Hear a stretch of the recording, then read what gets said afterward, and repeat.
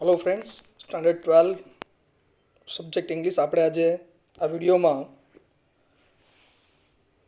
Change the વોઇસનું revision જોઈ લઈશું, શીખી લઈશું વ્યવસ્થિત. બરાબર મિત્રો, આગળ તમને ચેન્જ ધ વોઇસ પરફેક્ટલી દરેક ટેન્સના વાક્યો, એના પેરેગ્રાફ વગેરે બધાની પ્રેક્ટિસ કરાવેલી છે. બરાબર મિત્રો, હવે આજે તમને આગળ જે વોઇસ માટેનું એક આઈએમપીનું પેમ્પલેટ તમને આપેલું છે. બરાબર, એ પેમ્પલેટની અંદર તમને નિયમો લખેલા જ છે અને એના આધારે થોડાક પેરેગ્રાફની પ્રેક્ટિસ થોડીક કરાવીશ તમને સેક્શન ડીમાં આ પ્રશ્ન પૂછાશે ડુ એઝ ડાયરેક્ટેડની અંદર. બરાબર છે, ડુ એઝ ડાયરેક્ટેડનો જે પ્રશ્ન આવે એમાં વોઇસ પૂછાશે, ચેન્જ ધ વોઇસ. એક્ટિવનું પેસિવ કરવાનું અને પેસિવનું એક્ટિવ કરવાનું આવે એમાં. તો વોઇસ માટેના કેટલાક જરૂરી બેઝિક જે નિયમો છે એ હું તમને સમજાવી દઉં. સૌથી પહેલાં વોઇસ હોય, વોઇસમાં ફેરવવાનું, એ એક્ટિવમાં ફેરવવાનું હોય, એક્ટિવનું પેસિવમાં ફેરવવાનું હોય ત્યારે સૌથી પહેલાં તમારે કર્મની જરૂર પડે. બરાબર, કર્મ કેવી રીતે મેળવવાનો છે? તો કર્મ મેળવવા માટે તમારે મુખ્ય ક્રિયાપદને શું અથવા કોને પ્રશ્ન પૂછો એટલે તમને કર્મ મળી જાય. આ ઉપરાંત એક શોર્ટકટ કી સમજાવેલી છે તમને કે મુખ્ય ક્રિયાપદ પછી જે નાઉન આવે, જે કર્મ આવે, જે શબ્દ છે એ તમારો કર્મ. બરાબર, કર્મ મૂક્યા પછી ક્રિયાપદનો જે કાળ છે, તમને આપેલા વાક્યના ક્રિયાપદનો જે કાળ છે એ કાળ પ્રમાણે અને કર્મ પ્રમાણે, કાળ અને કર્મ પ્રમાણે ટુ બીનું રૂપ મૂકવાનું છે. એ કયા ટુ બીના રૂપ આવશે દરેક ટેન્સ પ્રમાણે હું સમજાવી દઈશ તમને હમણાં.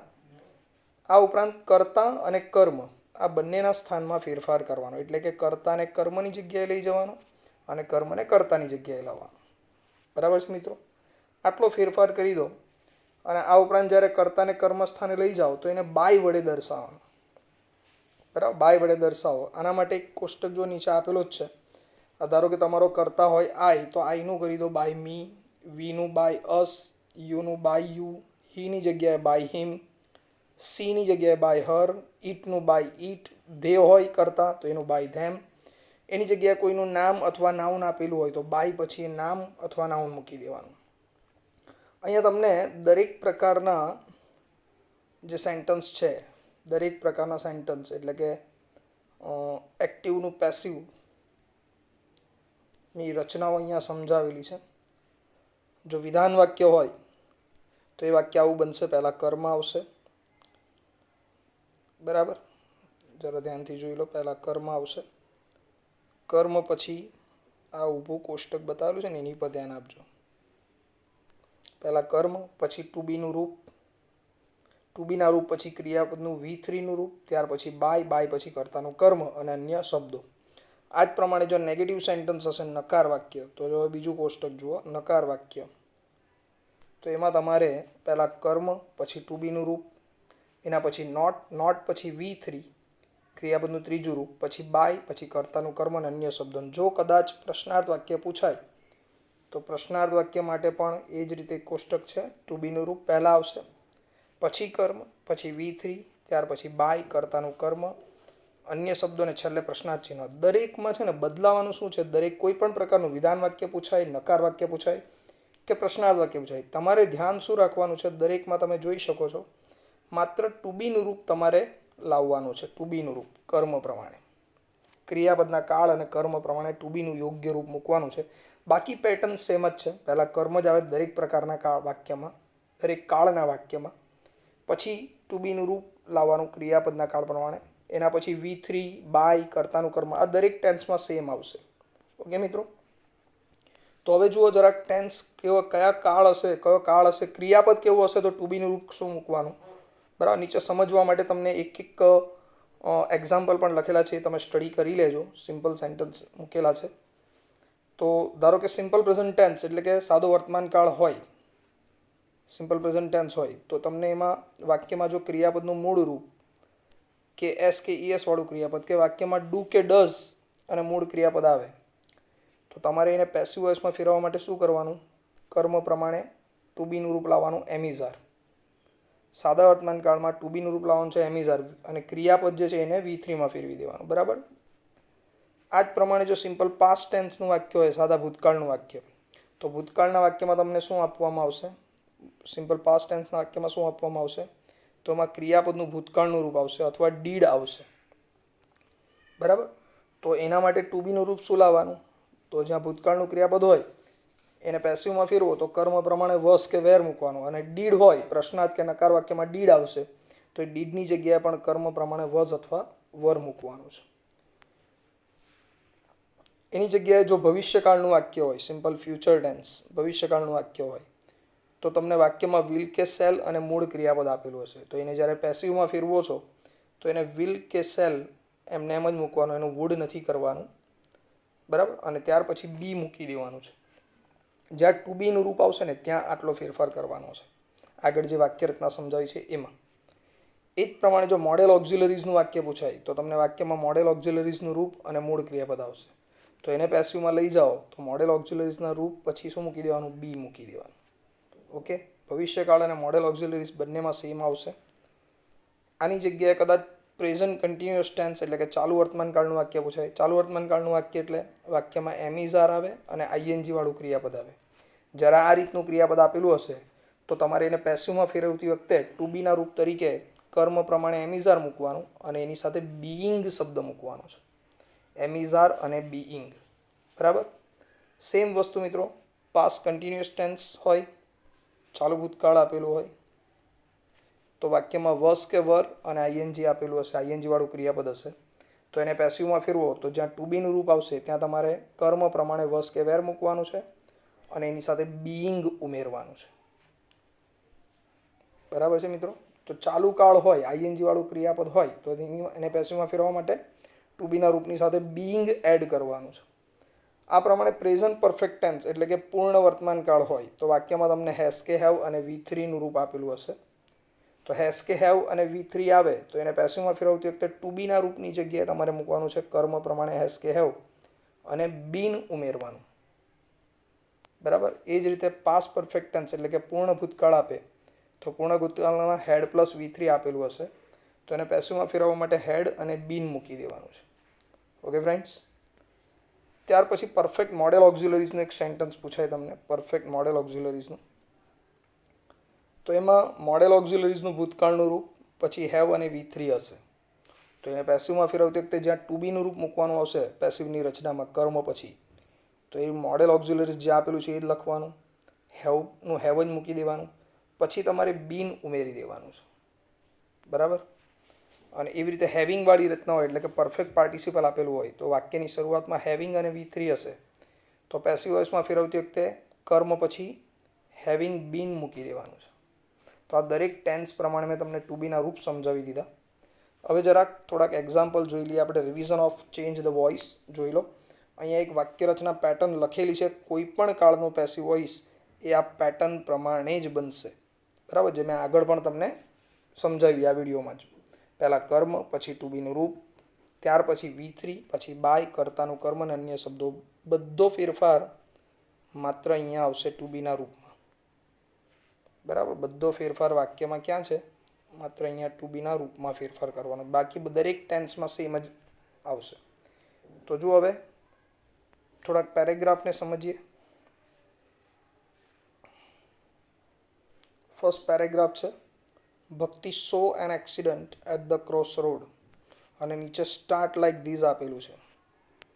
એમાં શરૂઆતમાં જો આ કર્મ છે એન એક્સિડન્ટ, શું જોયું ભક્તિએ? તો એન એક્સિડન્ટ, તો એનાથી શરૂઆત કરી છે એન એક્સિડન્ટ. પછી ભૂતકાળનું ક્રિયાપદ છે સો એટલે વઝ આપેલું છે અને ક્રિયાપદનું V3 આપેલું છે સીન. તો કર્મથી વાક્યની શરૂઆત થઈ એટલે આપણે આને વોઇસમાં ફેરવવાનું છે, ચેન્જ ધ વોઇસમાં. તો ચલો હવે એક એક વાક્ય ફેરવતા જઈએ. એક એક સેન્ટન્સ જ ફેરવવાનું છે, પહેલાં એટલું જ જોવાનું. બરાબર. પેસિવ વોઇસનો પેરેગ્રાફ પણ જ્યારે તમે ફેરફાર કરો છો મિત્રો તો ખાસ ધ્યાન રાખવાનું કે એના માટે સંયોજક વચ્ચે આવે, ફૂલ સ્ટોપ આવે ત્યાં અટકવાનું. બરાબર. અને ત્યાં અટક્યા પછી આગળનું વાક્ય વિચારવાનું. તો હવે આપણી પાસે જે પહેલું વાક્ય છે એનો તો ફેરફાર કરીને આપેલો જ છે. એનો કર્મ છે જુઓ એન એક્સિડન્ટ પહેલા વાક્યનો. પછી ભૂતકાળનું ક્રિયાપદ છે આ સો. તો ભૂતકાળનું ક્રિયાપદ હોય તો ટુ બીનું રૂપ આવશે was. So ક્રિયાપદનું V3 scene. V3 પછી આવશે બાય અને કર્તાનું કર્મ. તો બાય મૂક્યા પછી કર્તા છે ભક્તિ. તો an accident was seen by Bhakti. અન્ય શબ્દો છે એટ ધ ક્રોસ રોડ્સ. આ તમારું ફર્સ્ટ સેન્ટેન્સ પૂરું અહીંયા. બરાબર. બીજું સેન્ટેન્સ છે the driver drove the bus carrying school children very fast. તો શું ડ્રો કરતો હતો? ડ્રાઈવનું ભૂતકાળ છે ડ્રો, એટલે કે આ વાક્ય પણ ભૂતકાળમાં જ છે.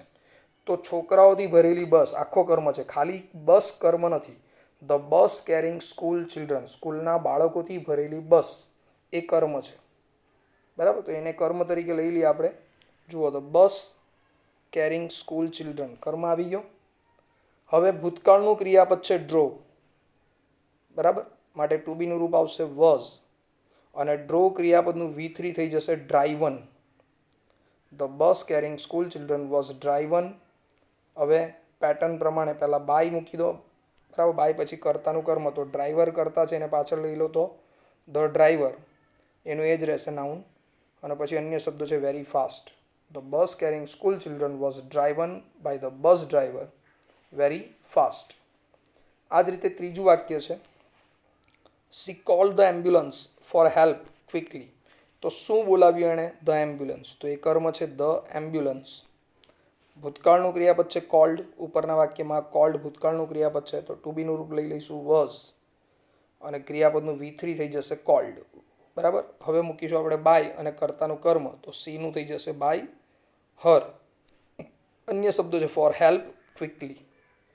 ઓકે મિત્રો, તો આ તમારો ફર્સ્ટ પેરેગ્રાફ કમ્પ્લીટ. આ જ રીતે બીજો પેરેગ્રાફ આપેલો છે Kalpesh has collected some melodious songs. નીચે શરૂઆત આપેલી છે સમ મેલોડિયસ સોંગ્સ હેવ, એટલે કર્મ આગળ લઈ લીધો છે. બરાબર, તો પેસિવ વોઇસમાં ફેરવવાનું છે. આપણે હમણાં બધા પેસિવ વોઇસના જ પેરેગ્રાફ ભણી રહ્યા છીએ, તો ઉપરનું સેન્ટન્સ પ્રમાણે જરાક ફેરફાર કરતા જઈએ. પહેલા વાક્યમાં કર્મ છે સમ મેલોડિયસ સોંગ્સ, કર્મ પછી ટુ બીનું રૂપ આવવું જોઈએ. તો હવે વાક્યમાં જો હેઝ કે હેવ અને V3 આપેલું છે, તો આપણે પેસિવ વોઇસમાં ફેરવવા માટે ટુ બીના રૂપ તરીકે હેઝ કે હેવ મૂકવાનું, અને સાથે બીન મૂકવાનું છે, બીન. તો હવે મેલોડિયસ સોંગ્સ બહુવચન છે, માટે ટુ બીનું રૂપ મૂકીશું આપણે have been. So melodious songs have been. હવે ક્રિયાપદનું V3, તો કલેક્ટેડ ક્રિયાપદનું V3 એ જ થશે, કલેક્ટેડ બાય. બાય પછી આગળનો કરતા છે કલ્પેશ. આ તમારું ફર્સ્ટ સેન્ટેન્સ પૂરું. હવે બીજું વાક્ય જુઓ, when I went to his house. અહીંયા કોમા છે એટલે અટકવાનું. તો હવે આ વેન વાળું જે વાક્ય છે ને, એમાં જુઓ કર્મ છે. પેસિવ વોઇસ એ જ વાક્યનું બને જેમાં કર્મ અને ક્રિયાપદ બંને આપેલું હોય. બરાબર, એ જ વાક્યનું પેસિવ વોઇસ બને. તો અહીંયા I went to his house, હું એના ઘરે ગયો હતો. તો શું કે કોને પ્રશ્ન પૂછો તો તમને કર્મ મળતો નથી. એનો મતલબ કે વેન વાળું જે વાક્ય છે કોમા અલ્પ વિરામ સુધીનું, એમાં કોઈ કર્મ આપેલો નથી. કર્મ નથી આપ્યો એટલે એ વાક્યને મિત્રો એમને એમ લખી દેવાનું છે. When I went to his house, એમને એમ લખી દીધું આપણે. હવે આપણી પાસે પાછળનું વાક્ય છે he was listening the sweet songs sung by Lataji. તે લતાજી દ્વારા ગવાયેલા ગીતોને સાંભળતો હતો. શું સાંભળતો હતો? તો લતા દ્વારા ગવાયેલા ગીતો. તો કર્મ છે ધ સ્વીટ સોંગ્સ. ચલો પહેલાં કર્મ લઈ લઈએ આપણે. The sweet songs sung by Lataji, આખો કર્મ છે. હવે ભૂતકાળનું ક્રિયાપદ, ચાલુ ભૂતકાળનું વાક્ય છે વોઝ લિસનિંગ, તો એને ટુ બીનું રૂપ આવશે સોંગ્સ બહુવચન છે એટલે ટુ બીનું રૂપ વર બીઈંગ. વર બીઈંગ ઉમેરું. પછી લિસનિંગ ઉપર ક્રિયાપદ દેખાય છે લિસનિંગ, ING વાળું ક્રિયાપદ, એનું V3 કરી દો લિસન્ડ બાય. હીનું કર્મ થઈ જશે હિમ, બાય હિમ. હવે છેલ્લું વાક્ય છે જુઓ, એ ભવિષ્યકાળમાં છે. Kavita will bind the bundle of CDs for him. બરાબર, તો શું બાંધ્યું છે એણે? The bundle of CDs. આ કર્મ છે, તો એને આપણે આગળ લઈ લીધું. હવે ભવિષ્યકાળનું વાક્ય છે વિલ પ્લસ મૂળ ક્રિયાપદ, તો એને પેસિવમાં ફેરવા માટે ટુ બીનું રૂપ જોઈએ will be. The bundle of CDs will be. હવે બાઇન્ડ ક્રિયાપદ જે છે ઉપર, બાઇન્ડ ક્રિયાપદ, એનું V3 થઈ જશે બાઉન્ડ બાય, પછી આગળનો કરતા કવિતા, અન્ય શબ્દો છે ફોર હિમ. ઓકે મિત્રો, ઉપર જે વાક્ય રચના બતાવેલી છે એ વાક્ય રચના પ્રમાણે જ વાક્ય બનાવી રહ્યો છું. બરાબર, એ પ્રમાણે ટુ બીના રૂપો તમારે ફક્ત મોડે કરવાના છે, અને પેટર્ન તો ઉપર લખેલી જ છે. એ સેમ પેટર્નમાં જ બધા વાક્ય બને છે પેસિવ વોઇસના. ત્રીજો પેરેગ્રાફ જુઓ. Headache gives the sufferer a touch of importance. નીચે શરૂઆત આપેલ છે ધ સફરર ઇઝ ગિવન, એટલે પેસિવ વોઇસમાં ફેરવવાનું છે. તો ફર્સ્ટ સેન્ટન્સ જે છે એને ફેરવીએ. પહેલાં કર્મ લઈ લીધો કયો, નીચે સ્ટાર્ટ લાઈક ધીસમાં લખેલું છે ધ સફરર. હવે મૂળ ક્રિયા અહીંયા એસ કે ઈએસ વાળું ક્રિયાપદ છે જુઓ, ગીવ્સ. તો સાદા વર્તમાનકાળનું વાક્ય છે એટલે ટુ બીનું રૂપ આવશે ઇઝ. ગીવનું V3 થઈ જશે ગિવન. હવે અન્ય શબ્દો અંદર લઈ લીધા. અ ટચ ઓફ ઇમ્પોર્ટન્સ, બાય પછી આગળનો કરતા હેડેક. આ પહેલું વાક્ય કમ્પ્લીટ. હવે આપણી પાસે બીજું વાક્ય છે નો અધર એલિમેન્ટ. એટલે આ નકાર વાક્ય છે. Can be so openly mentioned ભૂતકાળમાં આવ્યું, બરાબર.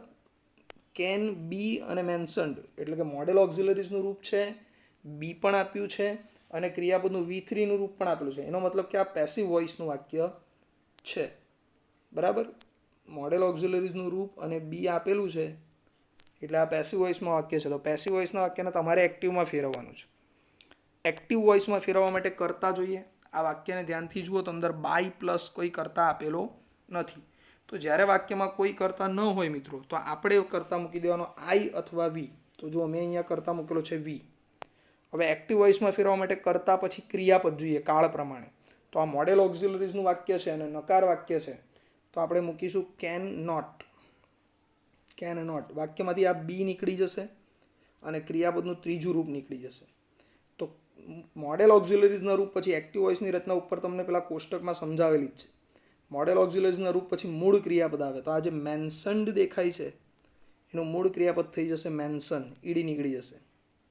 હવે નકાર નો અધર આગળ હતું એની જગ્યાએ નોટ લઈ લીધું, તો નો અધરનું શું કરી દેવું પડશે કર્મ, એની અધર એલિમેન્ટ, બરાબર. પછી અન્ય શબ્દો છે સો ઓપનલી વિથ ઇમ્પુનિટી. ખ્યાલ આવ્યો મિત્રો. તો આ એક્ટિવ વોઇસમાં ફેરવ્યું છે, પેસિવનું એક્ટિવ કર્યું, બરાબર. પહેલાં કરતા, પછી મોડેલ ઓક્ઝિલરીઝનું રૂપ, નકાર વાક્ય છે માટે નોટ, પછી ક્રિયાપદનું મૂળ રૂપ, પછી કર્મ અને અન્ય શબ્દો, બરાબર. આ એક્ટિવ વોઇસની રચના. સેમ બીજું વાક્ય જોઈએ. You could mention headache in the most elegant social gathering.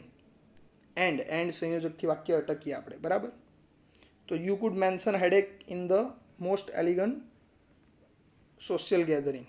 તો શું મેન્શન કરી શકો છો? આ એક્ટિવ વોઇસમાં છે તો કર્મ છે હેડેક, આને આગળ લઈ લેવાનું છે. તો હેડેક. હવે મોડેલ ઓક્ઝિલરીઝ વાળું વાક્ય છે એટલે ટુ બીનું રૂપ આવશે કુડ બી. મોડેલ ઓક્ઝિલરીઝનું રૂપ અને બી. પછી ક્રિયાપદનું ત્રીજું રૂપ મેન્શન્ડ, બાય આગળનો કરતા યુ. અન્ય શબ્દો છે in the most elegant social gathering. હવે એન્ડ સંયોજકથી વાક્ય અટકેલું છે.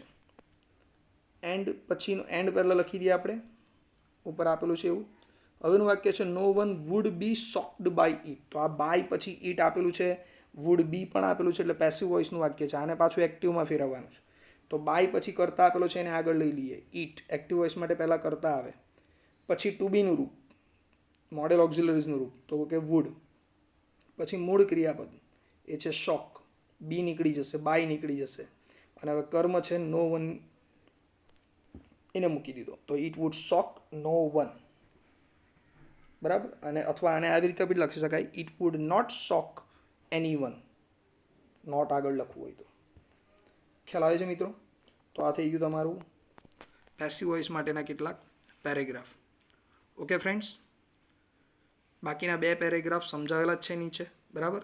નાના પેરેગ્રાફ છે, તમે જાતે ટ્રાય કરશો તો પણ તમને આવડી જશે. જવાબ નીચે લખેલા છે મિત્રો. તો રિવિઝન વ્યવસ્થિત કરી લેવું, નિયમ એકવાર જોઈ લેવા, પહેલાં પેમ્પલેટમાંથી અથવા વિડીયોમાં જોઈ લેવું, અને એ જ પ્રમાણે તમારે બાકીના 2 પેરેગ્રાફ પણ તમને સમજાય એ રીતના જ સહેલા પેરેગ્રાફ આપેલા છે. Okay friends, by.